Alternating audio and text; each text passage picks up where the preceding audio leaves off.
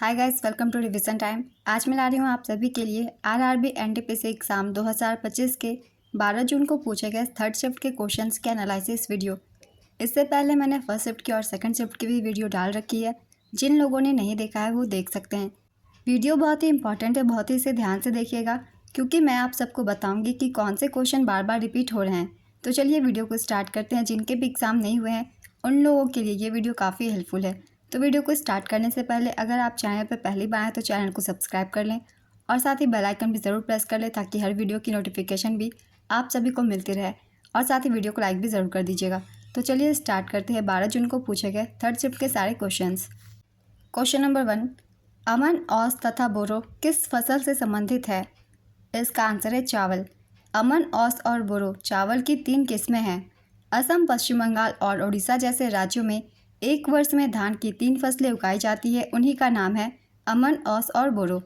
अगला क्वेश्चन है, पर्वत शिरोमणि भगत सिंह कोश्यारी पुस्तक के लेखक कौन है? इसका आंसर है पत्रकार मदन मोहन सती। मौर्य साम्राज्य के किस राजा ने अपने पुत्र को बौद्ध धर्म के प्रचार करने के लिए श्रीलंका भेजा था? इसका आंसर है सम्राट अशोक ने। मौर्य साम्राज्य के सम्राट अशोक ने अपने पुत्र महेंद्र और पुत्री संघमित्रा को बौद्ध धर्म का प्रचार करने के लिए श्रीलंका भेजा था। अगला क्वेश्चन है, लूनी नदी का उद्गम अजमेर जिले के नाग पहाड़ के पश्चिमी ढलानों से होता है, जहां इसे शुरुआत में किस नाम से जाना जाता है? इसका आंसर है सागरमती। लूनी नदी का उद्गम राजस्थान के अजमेर जिले के नाग पहाड़ या नागा पहाड़ियों से होता है। यह अरावली पर्वतमाला की पुष्कर घाटी से निकलती है। यह गुजरात के कच्छ के रण की दलदली भूमि में समाप्त होती है। राजस्थान की लूनी नदी एक अल्पकालिक नदी का उदाहरण है। लूनी नदी को पहले सागरमती के नाम से जाना जाता था। लूनी नदी को इसकी अत्यधिक लवणता के कारण लवनावरी भी कहा जाता है। जोवाई, सुक्री और जोजरी नदियाँ लूनी नदी की मुख्य सहायक नदियाँ हैं। इन सभी पॉइंट्स को आप सब याद रखिएगा क्योंकि लूनी नदी से पहले भी एग्जाम में क्वेश्चन पूछे गए हैं। चलिए अब दूसरे क्वेश्चन को देखते हैं। 2025 में UNFCCC COP30 की मेज़बानी कौन सा देश करेगा?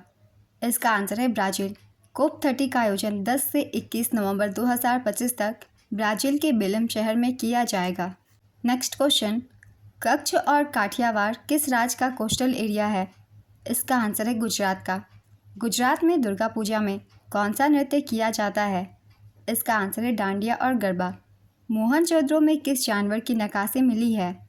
इसका आंसर है एकल सींग वाले जानवर की, जिसे यूनिकॉर्न भी कहा जाता है।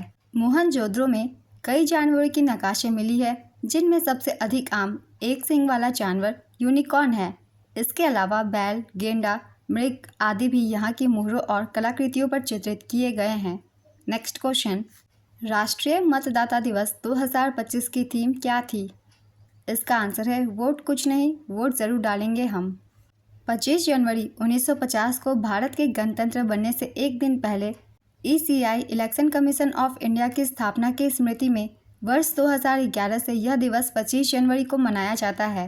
15वां राष्ट्रीय मतदाता दिवस 25 जनवरी 2025 को मनाया गया, जो भारत निर्वाचन आयोग के 75 वर्ष पूरे होने का प्रतीक है।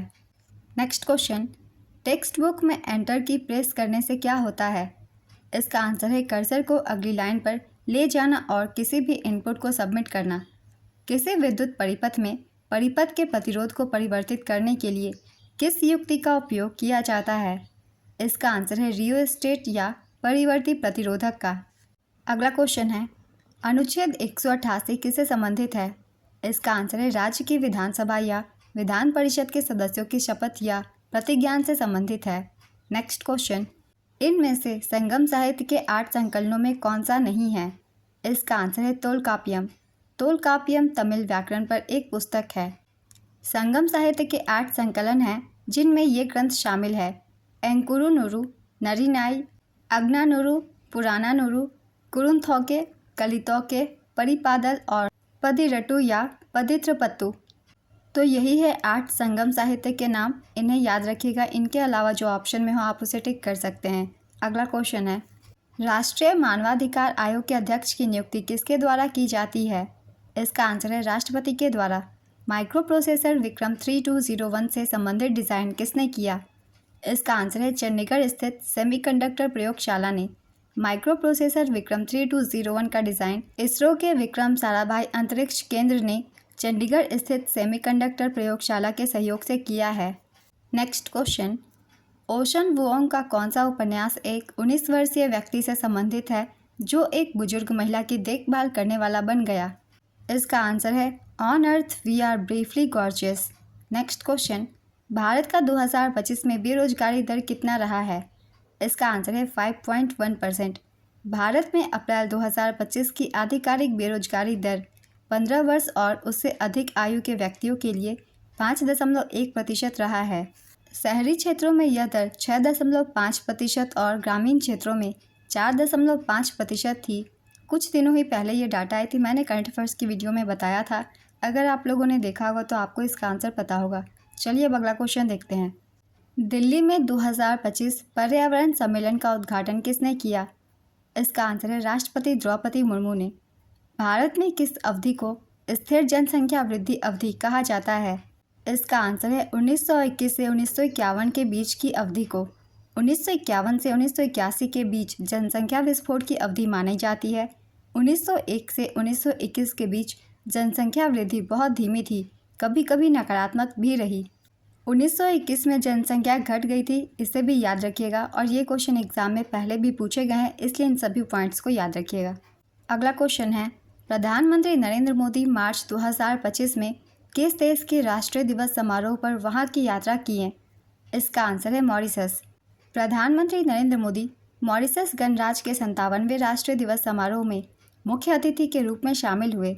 इस समारोह में प्रधानमंत्री नरेंद्र मोदी को मॉरिशस के सर्वोच्च नागरिक पुरस्कार grand commander of the order of the star and की ऑफ द इंडियन ओशन से सम्मानित किया गया। नेक्स्ट क्वेश्चन, 1602 में किस कंपनी की स्थापना की गई थी? इसका आंसर है डच ईस्ट इंडिया कंपनी की। इस कंपनी को वीरेनेडी ईस्ट इंडीज कंपनी VOC भी कहा जाता है। नेक्स्ट क्वेश्चन, भारतीय रिजर्व बैंक के निदेशक का कार्यकाल कितने वर्षों का होता है? इसका आंसर है 4 वर्षों का। नेक्स्ट क्वेश्चन, मेंडेलीव की आवर्त सारणी में कौन से तत्व अनुपस्थित हैं? इसका आंसर है रेडॉन। 2025 में तीरंदाजी में पुरुष वर्ग में स्वर्ण पदक किसने जीता? इसका आंसर है अभिषेक वर्मा, ऋषभ यादव और ओजस देव ताले। इन तीनों ने ही 2025 के तीरंदाजी पुरुष वर्ग में स्वर्ण पदक जीते थे। अगला क्वेश्चन है, भारत सरकार का विनिमय निवेश कौन नियंत्रित करता है? इसका आंसर है भारतीय रिजर्व बैंक। नेक्स्ट क्वेश्चन, 1857 के विद्रोह में संबलपुर से किसने नेतृत्व किया था? इसका आंसर है वीर सुरेंद्र साय ने।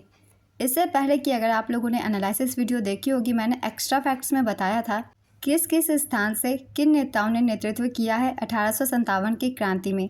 तो चलिए अब दूसरे क्वेश्चन को देखते हैं। भारत का पहला न्यायालय किस अधिनियम से आया था?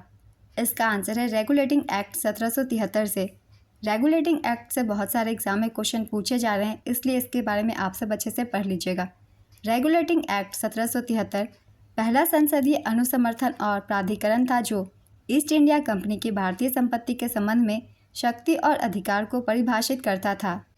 रेगुलेटिंग एक्ट 1773 के पारित होने के बाद बंगाल के गवर्नर का पद बंगाल के गवर्नर जनरल में बदल दिया गया। बंगाल का पहला गवर्नर जनरल वॉरेन हेस्टिंग्स था। इस अधिनियम के माध्यम से बॉम्बे और मद्रास के गवर्नर जनरल ने बंगाल के गवर्नर जनरल के अधीन काम किया। आज की ये वीडियो कंप्लीट होती है। अगर आप सभी को ये वीडियो हेल्पफुल लग रही है तो वीडियो को लाइक ज़रूर कर दीजिएगा और इस तरीके की एनालिसिस वीडियो के लिए चैनल को भी ज़रूर सब्सक्राइब कर लीजिए। तो फिर मिलते हैं अगली वीडियो के साथ। आप सभी को आने वाले एग्जाम्स के लिए ऑल द बेस्ट।